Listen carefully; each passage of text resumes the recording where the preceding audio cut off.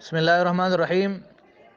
عقیدہ نمبر 3، وہ ہمیشہ سے ہے اور ہمیشہ رہے گا، یعنی اللہ تعالیٰ کی ذات ہمیشہ سے ہے اور ہمیشہ رہے گا۔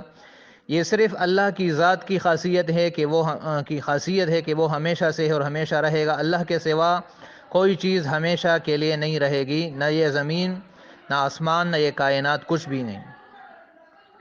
عقیدہ نمبر 4، کوئی چیز اس کے مثل نہیں، وہ سب سے نرالا ہے۔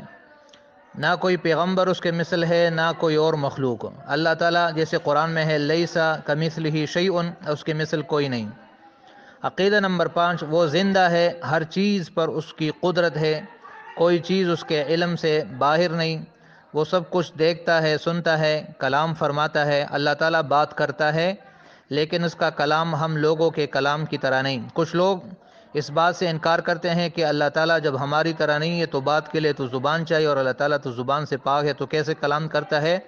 تو یہ نقطہ یاد کر لے کہ اللہ تعالیٰ بات کرتا ہے لیکن جیسا کہ اس کی شان کے لائق ہے، جو چاہے کرتا ہے، کوئی اس کی روک ٹوک کرنے والا نہیں، اس کو روکنے والا، منع کرنے والا کوئی نہیں۔ وہی پوجنے کے قابل ہے، پوجنے کے قابل ہے یعنی عبادت کے قابل ہے، جیسے ہم کہتے ہیں لا الہ الا اللہ، اس کا کوئی ساجی نہیں یعنی اس کا کوئی شریک نہیں، نہ ذات میں اور نہ صفات میں۔ اپنے بندوں پر مہربان ہے، بادشاہ ہے، سب عیبوں سے پاک ہے، عیب برائیاں۔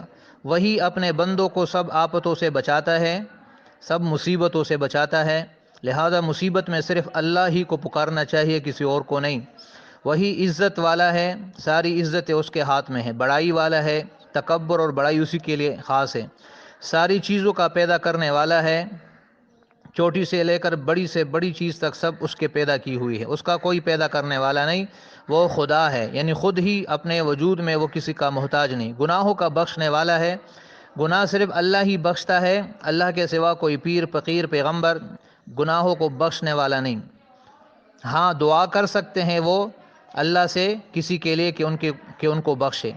زبردست ہے یعنی کسی سے ڈرتا نہیں، بہت دینے والا ہے، اس کے خزانوں میں کوئی کمی نہیں، روزی پہنچانے والا ہے، جس کی روزی چاہے تنگ کر دے اور جس کی چاہے زیادہ کر دے، جس کو چاہے پست کر دے، جس کو چاہے بلند کر دے، جس کو چاہے عزت دے، جس کو چاہے ذلت دے، یعنی سارے انسان اگر چاہے کسی کو ذلیل کرنا اور اللہ نہ چاہے تو ذلیل نہیں کر سکتے، اور عزت دینا چاہے تو کوئی اس کو اس عزت سے روک نہیں سکتا۔ انصاف والا ہے، اس کے تمام کاموں میں انصاف ہے، بڑے تحمل اور برداشت، تحمل کا معنی بھی برداشت ہے، خدمت اور عبادت کی قدر کرنے والے، چھوٹے سے چھوٹا عمل بھی اور چھوٹی نیکی بھی اگر کوئی کرتا ہے تو اللہ تعالیٰ اس کی قدر کرتا ہے اور اس کو اجر دیتا ہے۔ دعا کا قبول کرنے والا ہے، سمائی والا ہے یعنی بلندی والا ہے، وہ سب پر حاکم ہے، اس پر کوئی حاکم نہیں، اس کا کوئی کام حکمت سے خالی نہیں۔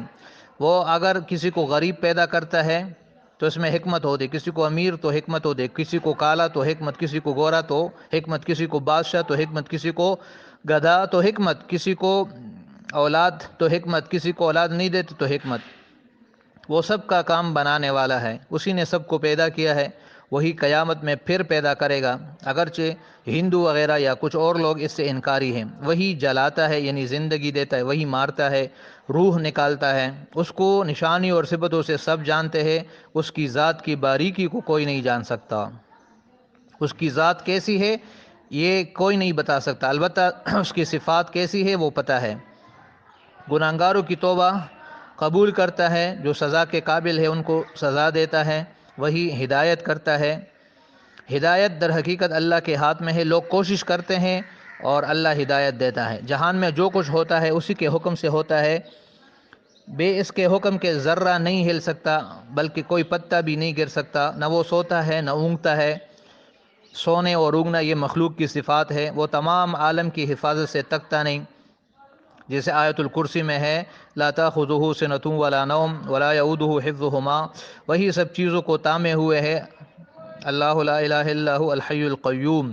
اسی طرح تمام اچھی اور کمال کی صفت اس کو حاصل ہے، خالق، مالک، رازق، اور بری اور نقصان کی کوئی صفت اس میں نہیں، یعنی ڈرنا، بزدل ہونا، مرنا، بھوک لگنا، پیاس لگنا، یہ نہ اس میں کوئی عیب ہے۔ تو یہ عقیدہ نمبر 3، 4 اور 5، اس کے بعد عقیدہ نمبر 6 پڑھیں گے۔